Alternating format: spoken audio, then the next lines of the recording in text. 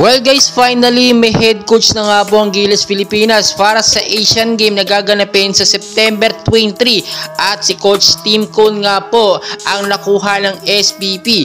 Ito pa pong matindi nating updates ngayon. Terence Romeo kasama nga po sa Final 5 ng Gilas Pilipinas para sa Asian Game. Tinanggal na nga po ang ninong system dito sa Gilas Pilipinas dahil nga si Chot Reyes ay nag-step aside, hindi naman isinama or pinalitan nga po itong si Kiefer Ravena na bilang point guard po nitong si Terence Romeo. Ang ganda po na magiging lineup ng Gilas Pilipinas natin ngayon dahil makikita nyo kahit wala ang ating mga young Gilas player na maglalaro na nga po sa mga international game tulad nila Kai Soto, Ren Sabando, Dwight Ramos at ang iba pang Gilas player ay meron namang pamalit na talagang posible or may laban dito nga po sa Asian Game na gaganapin sa China. Present din dyan syempre itong ating kababayan na si Justin Brownlee na inaasahan natin magbibigay ng magandang puntos sa Gilas Pilipinas. Though alam naman natin kagagaling lamang ni Justin Brownlee sa injury at hindi pa ito ganun ka fully recovered, ay talagang dinadaan ito sa therapy at mga training ngayon ng kanyang sarili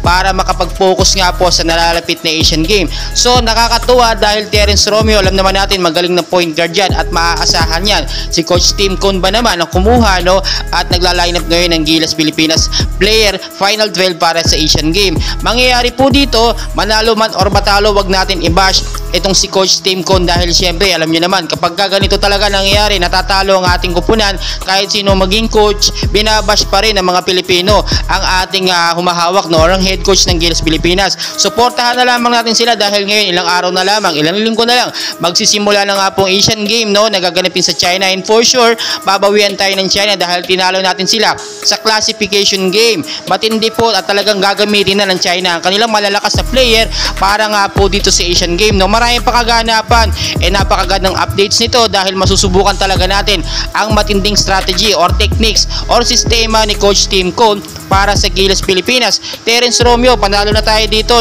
kumpara naman dito kay Kiefer Ravena.